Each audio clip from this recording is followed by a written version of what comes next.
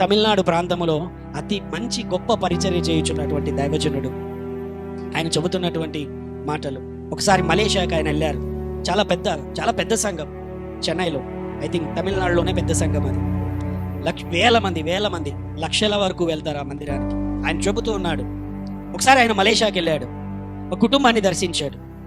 ఒక కుటుంబాన్ని దర్శించినప్పుడు ఒక చిన్న పాప, అంతా అమ్మాయికి 10 సంవత్సరాలు, 8, 10, 11 సంవత్సరాలు, అంతే, ఎక్కువ వయసు ఉండదు. వాళ్ళ ఫ్యామిలీలో ఉంది. వాళ్ళ ఫ్యామిలీని దర్శించినప్పుడు అందరూ నార్మల్గానే ఉన్నారు. అయితే ఆ పాప ముఖం మాత్రం వెలిగిపోతా ఉంది. మెరుస్తూ ఉన్నట్లు ఆయన చూస్తున్నాడు.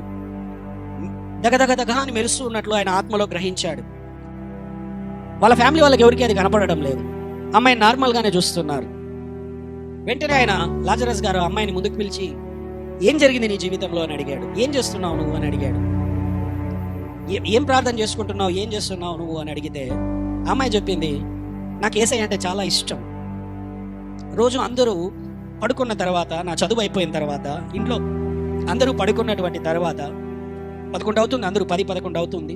ఆ తర్వాత వాళ్ళందరూ పడుకున్న తర్వాత నేను ఒక్కదాన్ని వెళ్ళి నా గదిలో నేను దేవుని దగ్గర కూర్చొని, యేసయ్య నువ్వు నా తండ్రి కదా, మా నాన్నవు కదా, ఒకసారి చూడాలని ఉంది.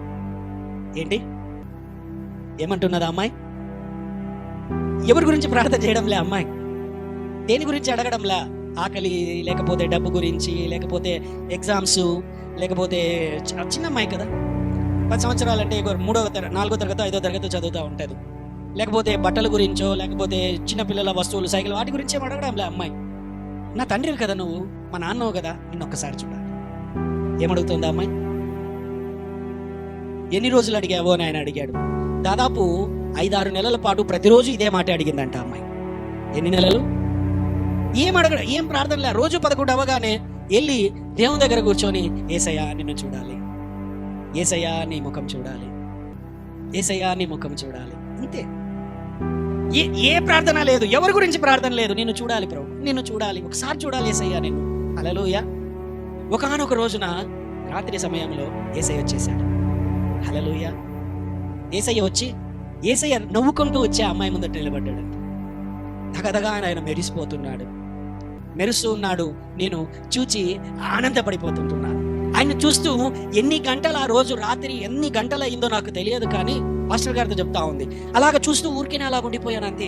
చెప్పలేని ఆనందం, ఎంతో సంతోషం నాకు కలుగుతుంది. నేను ఆయన ఏం అడగలేదంటే, యేసయ్య వచ్చినా కూడా అమ్మాయి ఏం అడగలేదు, యేసయ్యను చూసుకుంటూ. హల్లెలూయా. ఏం చేస్తున్నది అమ్మాయి? చిన్న అమ్మాయి. యేసయ్యను కనపడగానే మనం ఏం అడుగుతామండి? హల్లెలూయా. దినకరన్ గారు ఒకసారి పరలోకానికి పోయిన ఆయన భాషలలో ప్రార్థన చేసుకుంటూ ఉన్నప్పుడు ఆయన పరలోకానికి ఎత్తబడిన తర్వాత తండ్రి రొమ్మున యేసయ్య ఉండటం చూశాడంట. బైబిల్లో ఉన్నది ఒక మాట. యేసయ్య తండ్రి రొమ్మున ఉండడం చూశాడు. వెంటనే చూసినటువంటి తర్వాత నీకేం కావాలని దేవుడు అడిగాడంట. అంటే వెంటనే ఏమైనదంటే, బాగా గమనించండి, దినకరన్ గారు అడిగారంట, ప్రభువా నాకు వరాలన్నీ కావాలని అడిగాడంట. ఏమడిగాడు? వరాలన్నీ కావాలని అడిగాడంట. వెంటనే పరిశుద్ధాత్మ దేవుడు లోపటి నుంచి చెబుతున్నాడంట దినకరన్ గారికి, యేసయ్య తండ్రి ఆడున్నారు, తండ్రి యేసయ్య అక్కడున్నారు, ఏం కావాలని దినకరన్ గారికి అడుగుతున్నాడు. నాకు వరాలు కావాలి ప్రభువా, నీ పరిచర్య చేయాలి అని చెప్పి ఆయన నిస్వార్థంగానే అడుగుతున్నాడు. హల్లెలూయా. వెంటనే లోపల పరిశుద్ధాత్మ దేవుడు ఏమడుగుతున్నాడంటే, ఆయన కావాలని చెప్పు అని అంటున్నాడంట. ఏంటి? ఐ వాంట్ యూ ఫాదర్ అని చెప్పు అని చెప్పాడంట దినకరన్ గారికి. ఎక్కడి నుంచి? పరిశుద్ధాత్మ దేవుడు ఇతనిలో ఉన్నాడు. హల్లెలూయా. అప్పుడు వెంటనే దినకరన్ గారు ఆలోచించి, ఫాదర్ ఐ నీడ్ యూ, నువ్వు నాకు కావాలి అని చెప్పాడంట. హల్లెలూయా.